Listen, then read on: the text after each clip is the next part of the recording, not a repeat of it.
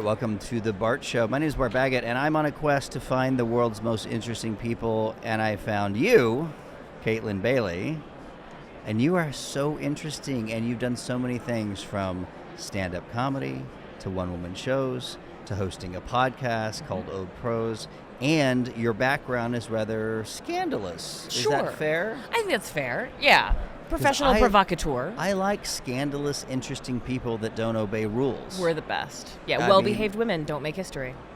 I like naughty women. I'll be honest with you. You have good taste. I don't know if I have good taste, but I have provocative taste. Fair. So tell me how you decided to come as an entertainer to say, you know what, by the way, I used to be a professional, escort. Like, how does that conversation as a young professional entertainer working the circuit going, hey, this could really be horrible for my career, or it could be really great for my career?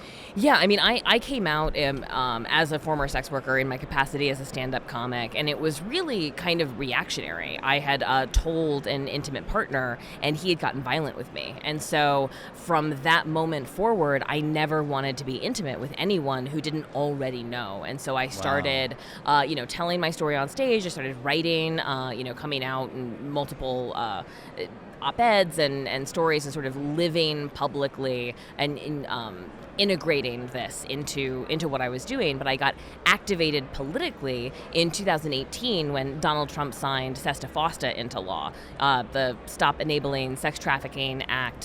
So let's back up. I'm not familiar with that, so I want to talk about this. So regardless of the president, yes, whether you hate him or not, it doesn't matter. Signed something into law. Yes, and that was good or bad? It was bad, right? Bad. And so a president that obviously has prostitutes in his own history. Correct, who has obviously learned the lesson many times that it is cheaper and better to pay up front, but still he was very committed. Hypocrisy kills me in this country. It's everywhere, right? And this was, a bipartisan piece of legislation, right? Like there's no heroes in this story, but it's a story, as a student of history, right? We are very susceptible to moral panics, and what we do is we tend to pass laws, right, stripping all of us of civil liberties to go after a problem that isn't really happening. But someone says, we gotta do something about that. Correct. They pass a whole bunch of stuff that affects other people that not even thinking about Correct. it. And 5 years later, we're having this conversation. Exactly. So what was the issue? They're saying you can't have sex workers, it's not legal. Just explain it to me, because I haven't heard of it. What they did is, it's a little bit complicated, is they created an exception to Article 230, right? The 27 words that, created the internet, making platforms liable for promoting prostitution because they conflated adult consensual prostitution with the horrific crime of human trafficking. So this is when Backpage was seized by the FBI. This is when Craigslist Erotic Services went away. That's one reason that all went away. Yes, yeah, it was the passage of this law. And it was done in the name of protecting women, right, of protecting vulnerable folks. But that's not what happened, right? We're pushed to the industry further underground. We didn't rescue a single victim of violence or exploitation. We just made it harder for consensual adults to schedule and screen their clients, to engage in harm reduction work, and to really keep themselves safe. And so that's when I sort of transitioned from, telling my story for the lulls to telling my story to try to affect change in society. That's interesting. And when you had you're doing your comedy thing, which I understand because I do stand-up comedy. I'm in the clubs, and you walk in, nobody knows you. Of course. You're just trying to get a laugh. Yep. And then you talk about your history. And was there like ahs and oohs, or they're just like, ooh, this is fascinating? Did you feel judgy? Did you feel judged? I feel like, stand-up comedy is a shadow space. People are used to, stigma and shame and being able to say things that would be inappropriate in other contexts, which I think is great. You get a bunch of drunk people in a basement together. People suddenly remember that, like, maybe sex is fine. Maybe I might have paid for it once in a while, but relatable. Who knows? Yeah. Who hasn't done things that are weird for money? And when you, on a personal level, when you decide, and I know that was an abusive situation where you're like, whoa, this could be dangerous. Yeah. Was there shame involved, or I feel fine with it? Why is the rest of the world crazy about this? Where were you? It was definitely a situation of like, this of all the jobs that I've done, right? The erotic exchange felt like the most straightforward, the most transparent, something that I really understood. It's really honest. Mm-hmm. Yeah, way more honest than like waiting tables or the entertainment industry at all. I mean, Sugar I'm doing daddy, marriage. Something different. Right, I'm married now. It's complicated, and I do political fundraising, which is way worse than prostitution ever Political was. fundraising, For more sure. lies, more deceit, more I promise you're going to get what you want. Yeah, given the opportunity, I would much rather be paid up front. You're so refreshing. Tell me about why you started a podcast called Old Pros. So the name of the podcast is The Oldest Profession. I'm so sorry, The Oldest Profession. Yeah, don't worry about it. So every episode we do a deep dive in a different sex work. Every episode we do a deep dive into a different sex worker from history. And I think it's important to sort of remember that like sex workers have always been members of our communities. They've always been contributing members of our communities, right? Sex workers settled the West in the U.S. Oh, here. you look at all that, and you've got the Western and the miners Yes. and the railroad workers, and there Totally. was a bar and a brothel. Yes. And everybody's okay with it. And it was mostly the women at the brothels and the tax base that they offered that, created irrigation systems, running water. Wait, they paid taxes and that created irrigation? Yeah. Newsflash. I'm telling Anybody you. know that? Yeah, we didn't aggressively criminalize sex work in this country until the progressive era. Which was the 20s? 19-teens. So 1910 is the passage of the first federal anti-prostitution law. Which went along with the alcohol law, too. Very similar. Absolutely, yeah. Okay, so no Prohibition, fun of any kind. We criminalized alcohol, abortion, and prostitution all at the same time and for the same reasons.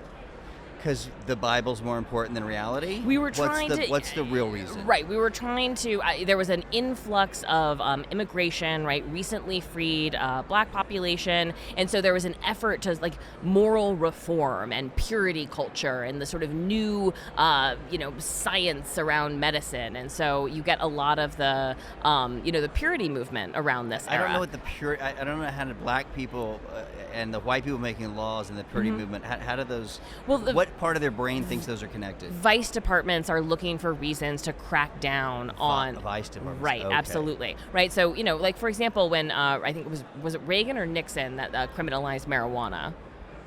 Well, there was a war on drugs with Right. Reagan. That's my time frame, and I Sure. remember how devastating that was to all Absolutely. the economies, and people just spent so much money, billions of dollars, and you can still get cocaine at every party in the 80s. Correct. Yes. I totally missed the Start Club, by the way. Are you old enough to even know what that is? I don't know what that is. We'll just leave that for another day. Ecstasy was legal. And in Texas, there was this club that was called the Start Club, and everybody from New York would come there. Yep. And ecstasy was pure, and it was MDMA, which is a love drug. Yep. And then about a year and a half later, they outlawed it. Yep. But at the time, you just go to the bar and order ecstasy, and it was illegal because and it was the crate. And I was in high school, and I'm like, why can't I experience this? I'm so upset with this. And then, of course, it outlawed everything, and I had a very boring life, as you can tell. Sure. So boring. It seems like you've done a lot. Yeah. Anyone who's done stand-up has also done drugs. Stop it. That's not true. It is a drug in and of itself. It's the adrenaline rush. It's hard to beat. It's like jumping out of an airplane like a couple of times a night. I did the airplane thing once, and I'm like, I'll do anything once. Sure, that's fair. I did it. We got, it was the harness with the guy, right? We got to the very bottom, and he took off his mask. And I'm like, what happened? He goes, oh, the jump before you, I almost died. And he had blood dripping down, and he's like, yeah, he cracked my nose, but you know what? I want to get back on the horse.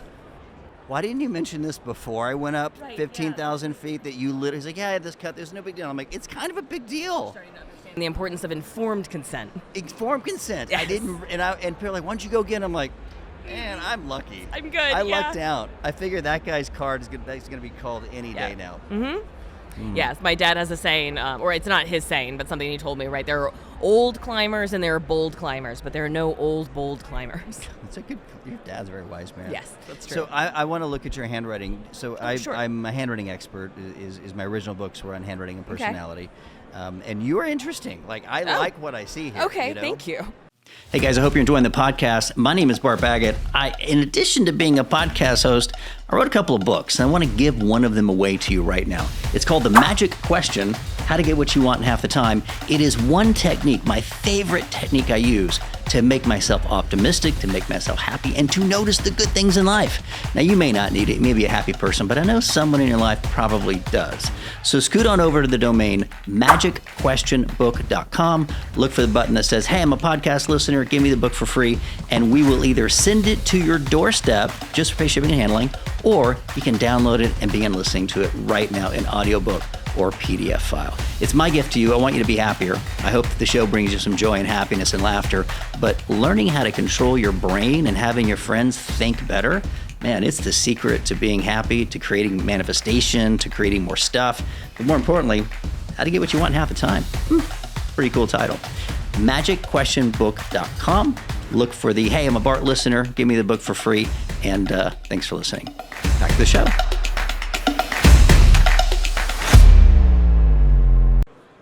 All right, this is the Bart Show. We're back with Kaitlyn Bailey. You've been delightful. Thank you. Very delightful. And then I want to look at your handwriting, and then I may not like you as much. Okay. This is the challenge with being a handwriting analyst. Is I'm like, oh, what am I getting into? And I'm teasing because I do like you, but you're very expressive, and you have a little bit of what they call stubbornness, which means once you make up your mind, you don't want. Mm-hmm.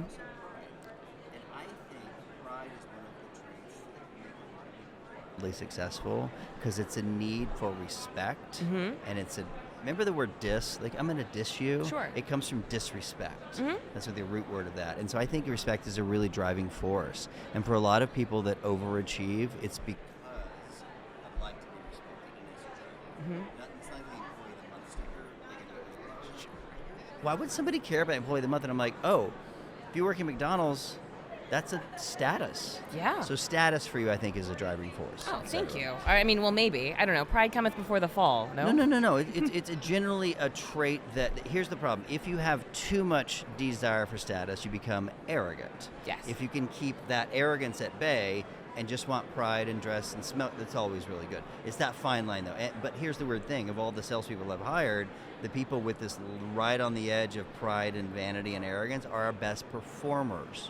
That makes sense. They're running for status, and that makes me money, but I have to manage them differently. Yes. You know, and so same thing with you and your husband. Like, you manage each other, and like, hey, where's their weaknesses, etc. I will say the O's are where you're honest, and I love the fact that you're so transparent. If you notice that your O's are open, that means you're open like your mouth. You're always talking. Probably talk in bed, probably talk here. Like, you have an opinion, express it, which also means candid to the point of hurting people's feelings because you're too honest. And unless you have a lot of diplomacy, which I do not, then being too honest can be a detriment. Sure. You know, in fact, my whole bit last night was the honesty comment on stage, and it's actually it's my feeling though. It's like, do you really want to be as honest? Sometimes it's painful. Right. And then I don't talk about this a lot, but because you're you're very advocate and open about sexuality, the lower zones reveal sexuality, and right now you're very moderate in the sex life, and you said you're married, which is what you should be. You're one person, very not conservative, but like, you know, sure, you're not open. But the why here tells me that you've had some wild stuff going on. So when I first moved to Hollywood to start my entertainment career, I had never met a lot of openly gay, bisexual men or women, but West Hollywood is just full. And a couple of my really good friends ended up with wives like this. And I was like, I don't understand what this means. Like, you know, I just read the books, but I haven't met them. They're like, oh, I'm super gay. And I'm super bisexual. And I'm super, and I was like, explain this to me again. And they just had no boundaries. So they had open-mindedness and curiosity, and all that together, what I call like this bisexual why. So does Open your husband, to new experiences. Does your husband know this about you? Of course, absolutely. I'm a very public person. Okay, right? So it's interesting because your signature, which is your brand, very open-minded, bisexual, playful, but your personal life says, hey, you know what, I'm kind of happy with what I got. I'm not too playful. I mean, I am a Virgo, so, you know, there's a little bit of a straight edge in there. I don't know what that means because I've actually avoided astrology just because of the thing. But how would you consider yourself on a sexual scale now that you're married versus before, and et cetera? You know, we open to new ideas, right? Open to new experiences. And I think that it's important to sort of like center and continue to kindle and be thoughtful about pleasure's important, you know? All kinds of pleasure is important. And staying connected is important. So as far as your boundaries go, they're negotiable, but you have a partner now, so you're like, hey, let's just see what everybody's happy with. Yeah, absolutely. Yeah. I want to read between the lines. Flexibly intimate. Flexibly intimate. Ooh, I like that. Yeah. I had a girlfriend that she said she had a flexible relationship with the truth. That bothered me. Sure. We all have a flexible relationship with the truth. We might not be willing to admit that to ourselves, but... Okay, let's plug some stuff. Old Pros Online. Yes. is your Instagram, social media. Yep. Website, opt-in. What do you want them to do? Watch your podcast? Yeah, I mean, you can listen to the podcast, the Oldest Profession podcast, if you're interested in history. You can sign up for our weekly newsletter at oldprosonline.org. We do a roundup of sex worker rights-related news around the country and why it matters. Great. Old Pros is a nonprofit media organization trying to create the conditions to change the status of sex workers in society. Congratulations, man. Thank you. I'm really impressed with what you're up to. Appreciate it. You should come back on the show. I really like talking with you. I would love that. Yeah, this is great. Kaitlyn Bailey, go check out our website. I mean, I watch documentaries on World War II. I'm switching to, watching brothel documentaries. It sounds more interesting than a ship. It's interesting. It's a deep topic. It's one of those things I think people think is like niche or fringe, but it really is foundational because it is, and it has always been, and it will always be everywhere. You're watching The Bart Show. Kaitlyn. Thanks for having me. Bye.